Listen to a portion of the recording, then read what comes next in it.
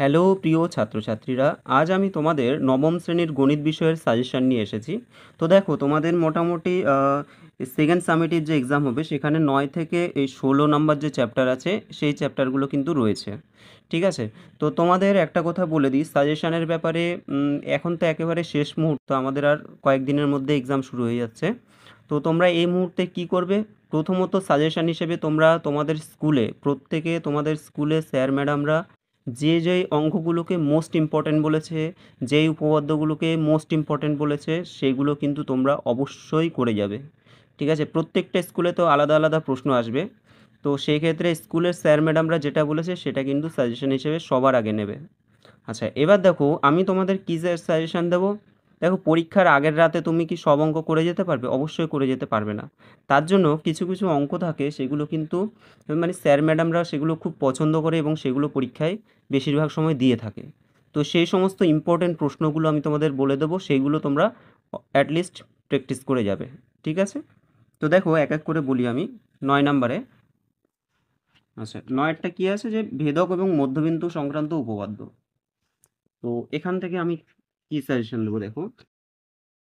প্রথমত তোমাদের উপপাদ্য 20 নাম্বার যে উপপাদ্য আছে, কি বলছে, যে কোনো ত্রিভুজের দুটি বাহুর মধ্যবিন্দু সংযোগ সরলরেখা তৃতীয় বাহুর বলছে যে সমান্তরাল এবং অর্ধেক। এই উপপাদ্যটা কিন্তু very very important, most important একটা উপপাদ্য। এটা কিন্তু পরীক্ষায় খুবই দেয়। তো এটাও তোমরা অবশ্যই কিন্তু এটা পড়ে যাবে। ঠিক আছে? আচ্ছা, তারপরে দেখো তোমাদের এক্সট্রা উপপাদ্য কিন্তু থাকবে। এক্সট্রা উপপাদ্য হিসেবে দেখো, প্রথমে আমি প্রয়োগ 5 বলবো। এখানে 126 পেজ, এটা আগেরটা ছিল 125 পেজ, আর 124 পেজ ছিল, এটা হলো 126 পেজ।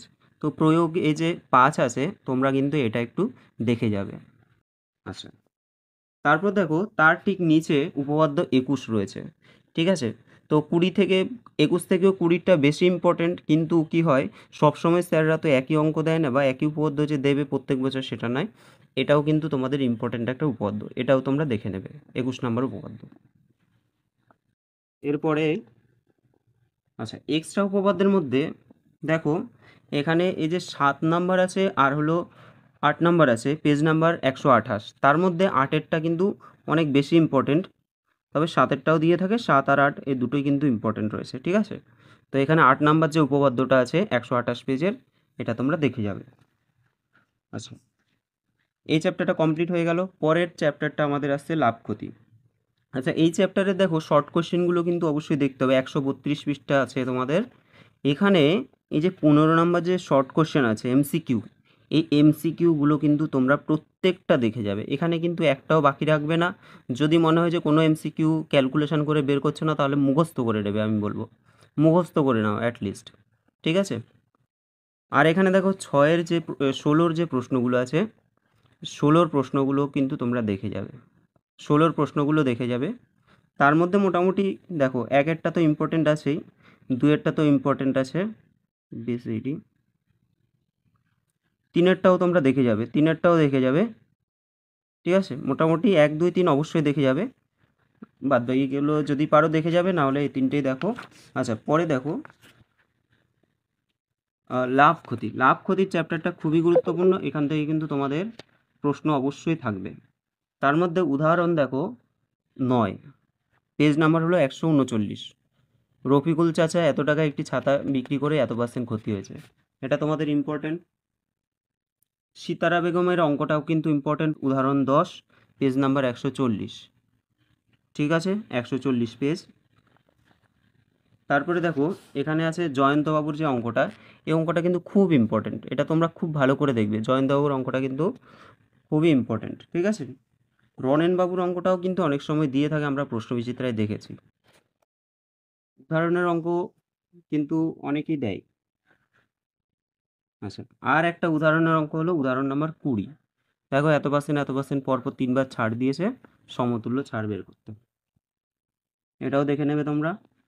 এবার আমরা আসছি তোমাদের যে চ্যাপ্টার আছে কোষে দেখি 10.1, 10.1-এর এখানের ইম্পর্ট্যান্ট হিসেবে আমি তোমাদের প্রথমে বলবো 7 নাম্বার। এই যে অরুণ মামার দোকান থেকে এত টাকা দিয়ে একটা ছাতা কিনলো, এটা আছে। তারপর নিয়ামত চাচার এই যে পচা ডিমের অঙ্ক আমি বলি, এখানে ডিম পচা কতগুলো বা ফেটে গেছে, পচে গেছে। এই যে অঙ্কটা আছে, এই 9 নাম্বারের অঙ্কটা কিন্তু তোমাদের ইম্পর্ট্যান্ট আছে, ঠিক আছে? তারপরে দেখো এই যে আসিফ চাচা 10 নম্বরের অঙ্কটা খুবই ইম্পর্ট্যান্ট, এটা অবশ্যই প্র্যাকটিস করে যাবে। আসিফ চাচার এই অঙ্কটা কিন্তু তোমাদের খুবই দেয়। আচ্ছা, 11টাও তোমরা দেখে যাবে, 11 অঙ্কটাও কিন্তু খুবই ভালো অঙ্ক। তারপরে দেখো এই যে 13 অঙ্কটা দেখছো, 13 অঙ্কটাও তোমরা ভালো করে দেখবে।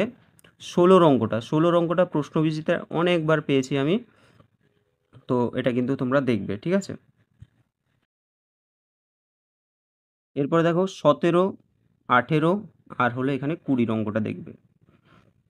17 নম্বর, 18 নম্বর আর হলো 20 নম্বরের অঙ্কটা। ওকে, পরে চলে আসবে 150 পেজ। 150 পেজে এখানে দেখো এমসিকিউ শর্ট কোশ্চেন আছে, এগুলো প্রত্যেকটা খুব ভালো করে দেখবে। এখান থেকে কিন্তু একটা শর্ট কোশ্চেন তোমরা অবশ্যই পাবে, এই 4 আর 5-এর মধ্যে শর্ট কোশ্চেন তোমরা পাবেই। দেখো তাহলে 4-এরগুলো দেখবে আর হলো 5-এরগুলোও কিন্তু প্রত্যেকটাই দেখে নেবে, এগুলো খুবই সহজ আছে। আচ্ছা, নেক্সট রাশিবিজ্ঞান। রাশিবিজ্ঞানের ক্ষেত্রে রাশিবিজ্ঞানের ক্ষেত্রে দেখো কোষে দেখি 11.1, 11.1-এর যে 5 নাম্বারের যে রয়েছে অঙ্কটা, যে মারিয়া একটি হাসপাতাল, এটা দেখবে প্রশ্নবিচিত্রায় তোমরা অনেকবার পাবে, এটা কিন্তু খুব ইম্পর্ট্যান্ট একটা প্রশ্ন। আর এখানে 6-এরটা দেখবে, এই দুটো দেখলেই কিন্তু বড় কোশ্চেনের মধ্যে এখানে হয়ে যাচ্ছে। পরের পৃষ্ঠায় দেখি আমরা পেজ নাম্বার 162। 162-র আমাদের শর্ট কোশ্চেন, তো শর্ট কোশ্চেন তোমাদের কিন্তু 8-এর সবগুলোই দেখতে হবে, 8-এর সবগুলো তোমরা দেখবে। আর এখানে 9-এর ক্ষেত্রে 9-এর বিশেষ করে 1 আর 2 অবশ্যই দেখতে হবে। 1 আর 2-এরটা কিন্তু খুব ইম্পর্ট্যান্ট, তবে সি এ আর বি আর কি, আর সিটাও তোমরা একটু দেখে নেবে, ঠিক আছে? কিন্তু বি এর অঙ্কটা খুবই মোস্ট ইম্পর্ট্যান্ট, বি এর অঙ্কটা। ওকে, এরপর আছে রাশিবিজ্ঞানে তোমাদের 11.2 নাম্বার চ্যাপ্টার 11.2। এখানে এখানে দেখো আয়তলেখ অঙ্কন। তো দেখো আয়তলেখ অঙ্কন তোমরা যদি একটা পারো তো সবই পারবে, মোটামুটি সবই তো সেম।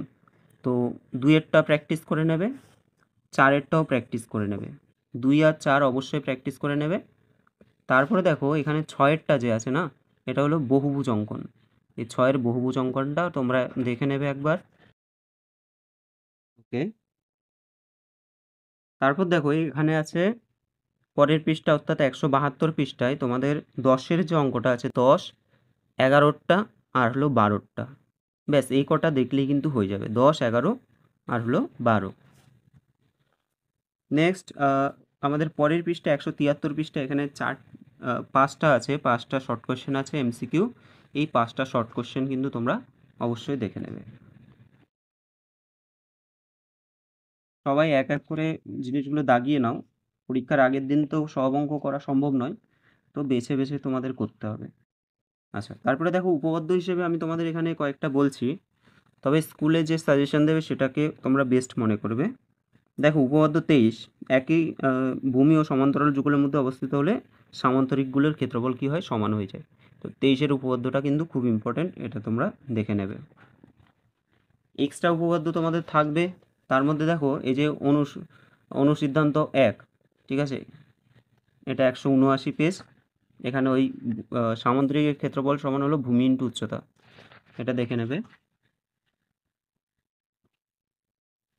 প্রয়োগ 3, পেজ নাম্বার 181, এটা যতগুলো পারো স্টার দিয়ে দাও। এক্সট্রা উপপাদ্যের মধ্যে এটা কিন্তু মোস্ট ইম্পর্ট্যান্ট একটা উপপাদ্য, যে যে এখানে একটা রম্বস আর হলো বর্গক্ষেত্র, বর্গক্ষেত্রের ক্ষেত্রফল কী হয়, রম্বসের ক্ষেত্রফলের চেয়ে বেশি হয়, এটা কিন্তু খুব ইম্পর্ট্যান্ট আছে তোমাদের। উপপাদ্যের মধ্যে এই যে উপপাদ্যটা 24 নম্বর উপপাদ্যটা, এটা কিন্তু খুব ইম্পর্ট্যান্ট, যে ত্রিভুজের ক্ষেত্রফল সামুদ্রিক ক্ষেত্রফলের অর্ধেক, ভেরি ভেরি ইম্পর্ট্যান্ট। এটা আমি দেখেছি বিভিন্ন স্যার ম্যাডামদের, এটা কিন্তু খুবই প্রিয় একটা উপপাদ্য, এটা খুবই দেয়, ঠিক আছে? ওকে, নেক্সট দেখো 26 নম্বর উপপাদ্যটা দেখো, এই সমান সমান ক্ষেত্রগুলি বিশিষ্ট ত্রিভুজাকার ক্ষেত্রগুলি একই ভূমির উপর এবং ভূমির একই পাশে অবস্থিত হলে সমান্তরাল সরলরেখা যুগলের মধ্যে অবস্থিত হবে। এই প্রশ্নটা কিন্তু রিসেন্ট কয়েক বছর ধরে আমি দেখতে পাচ্ছি যে প্রশ্ন বিচিত্রা খুবই বেশি থাকছে এটা। ঠিক আছে, তো এটা কিন্তু তোমরা প্র্যাকটিস করে নেবে। 26 190 পৃষ্ঠা, ঠিক আছে, 190 পৃষ্ঠা।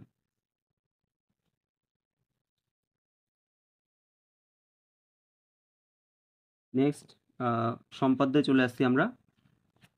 সম্পাদ্য দেখো কোষে দেখি 13 আছে। তো 13 ক্ষেত্রে এই যে 2 নম্বরের যে সম্পাদ্যটা আছে এটা কিন্তু খুব ইম্পর্টেন্ট।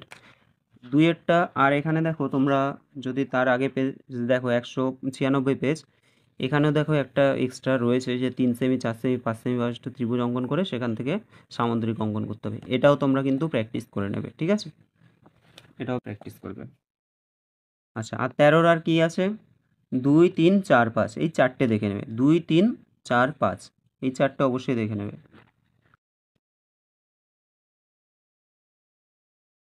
কোষে দেখি 14 ক্ষেত্রে তোমাদের এক একটা করবে, 2-এরটাও করবে। আচ্ছা, তারপরে দেখো 3-এরটাও প্র্যাকটিস করে নেবে, 1 2 3 5 6 1 2 3 5 6 এই এই 5টা তোমরা এখানে দেখে নেবে, ঠিক আছে। নেক্সট চলে আসছি আমরা 15 দাগে।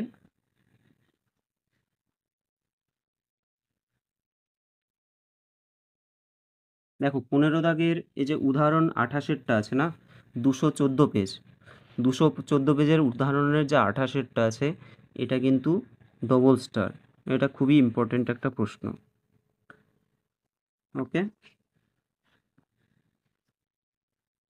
আচ্ছা, নেক্সট দেখো কোষে দেখি 15.1 আছে। 15.1-এর আমরা কি করব, এখানে 5-এর অঙ্কটা, এই চ্যাপ্টারের মধ্যে যদি সবথেকে ইম্পর্টেন্ট অঙ্ক বলো আমি বলবো 5-এর অঙ্কটা ইম্পর্টেন্ট, সবথেকে বেশি ইম্পর্টেন্ট। সুভাষবাবুর অঙ্কটা কিন্তু খুব পরীক্ষায় দেয়। আচ্ছা, 8-এরটা দেখে নেবে তোমরা, 5 হলো 8 হলো। তো এখানে দেখো, এখানে তোমরা দেখবে 10-এর অঙ্কটা দেখবে, 10, এই যে কোয়েশ্চেন নাম্বার 10, 10-এর অঙ্কটা দেখে নেবে। তারপরে এখানে দেখো 12-র অঙ্কটা দেখবে, 12-র অঙ্কটা, 13-র অঙ্কটাও দেখবে, 12 13, আর নিচে থেকে দেখো 16 17 18 দেখবে, 16 17 18, ঠিক আছে। 19-এর শর্ট কোশ্চেন সবগুলো দেখে নেবে। 19-এর শর্ট কোশ্চেন কিন্তু 1 নাম্বার কোশ্চেনের সাজেশন হয় না, 1 নাম্বারের কোশ্চেন সব দেখতে হয়। তারপরে দেখো 20-র যদি আমি বলি, 20-র কিন্তু তোমাদের 1 2 আর 5 এই তিনটে অঙ্ক দেখবে তোমরা, 20-র 1 2 আর হলো 5 এই তিনটে দেখে নেবে। তারপর আছে 15.2-এর, 15.2-এর 6-এর অঙ্কটা ইম্পর্টেন্ট অঙ্ক, 6-এর অঙ্কটা তোমরা অবশ্যই দেখবে। আচ্ছা, নেক্সট দেখো 9-এর অঙ্কটা, 9-এর অঙ্কটায় যে পাড়ার ত্রিভুজাকার ক্ষেত্রের দৈর্ঘ্যের পার্কের দৈর্ঘ্যের অনুপাত এটা দেওয়া আছে, এই 9-এর অঙ্কটা তোমরা অবশ্যই দেখবে, এখানে দুটো প্রশ্ন থাকছে, এটা কিন্তু ইম্পর্টেন্ট কোশ্চেন। আর 10-এর তোমরা বিশেষ করে পার্ট 1টা কিন্তু দেখবে, এখানে পার্ট হিসাবে দেয়, কিন্তু 10-এর অঙ্কটা পুরোটাই দেখার দরকার আছে, ঠিক আছে, হয়তো এই পার্টটা দিয়ে দিল, এটা না দিয়ে। 10-এর অঙ্কটা ইম্পর্টেন্ট। এই চ্যাপ্টারের সব থেকে ইম্পর্টেন্ট হলো 11-র অঙ্কটা, সবচেয়ে ইম্পর্টেন্ট অঙ্ক হলো 11-র অঙ্কটা, এটা অলরেডি উদাহরণে তোমাদের দেখিয়েছি, উদাহরণে সেম অঙ্ক আছে। আচ্ছা, 12 13 তো একই টাইপের অঙ্ক, তো 13-র অঙ্কটা তোমরা দেখে নেবে, এখানে 13টা দেখবে, 14-র অঙ্কটা দেখবে, আর দেখবে 16-র অঙ্কটা, ব্যাস, আশা করি এগুলো দেখলেই হবে। তাহলে 13 14 16 হলো, এখানে 11-র অঙ্কটা মোস্ট ইম্পর্টেন্ট অঙ্ক, 9 10-এর অঙ্কটাও খুব ইম্পর্টেন্ট। পরে দেখো কোষে দেখি 21, কোষে দেখি 21-এর শর্ট কোশ্চেন আমি কোনো সাজেশন দেবো না, এখানে ফুল করতে হবে এমসিকিউ। 22-এর দেখো, 22-এর আমি ইম্পর্টেন্ট যদি বলি, এখানে 4 আর হলো 5, 4 আর 5-এর অঙ্কটা কিন্তু ভালো অঙ্ক, ইম্পর্টেন্ট অঙ্ক। নেক্সট দেখো কোষে দেখি 15.3, তো 15.3-এর মধ্যে কি কি আছে, এখানে দেখো 5 6 7 8, 5 6 7 8 9, এই জাস্ট 5টা অঙ্ক তোমরা দেখে যাবে এখান থেকে, 5 6 7 8 9 এগুলো তোমরা দেখে যাবে, এগুলো ইম্পর্টেন্ট আছে এখান থেকে। আর দেখো এখানে আরেকটা অঙ্ক আছে 15 অঙ্কটা, ঠিক আছে? এই চ্যাপ্টারেরই 15 যে অঙ্কটা, এই অঙ্কটা কিন্তু ইম্পর্টেন্ট আছে। 17 অঙ্কগুলো কিন্তু এমসিকিউ টাইপ, এমসিকিউ আমি সাজেশন দেবো না, প্রত্যেকটাই তোমরা অবশ্যই দেখবে। 18 দেখো, 18 1 2 3 এই তিনটে দেখে যাবে। 18 1 2 আর হলো 3, এই তিনটে দেখবে।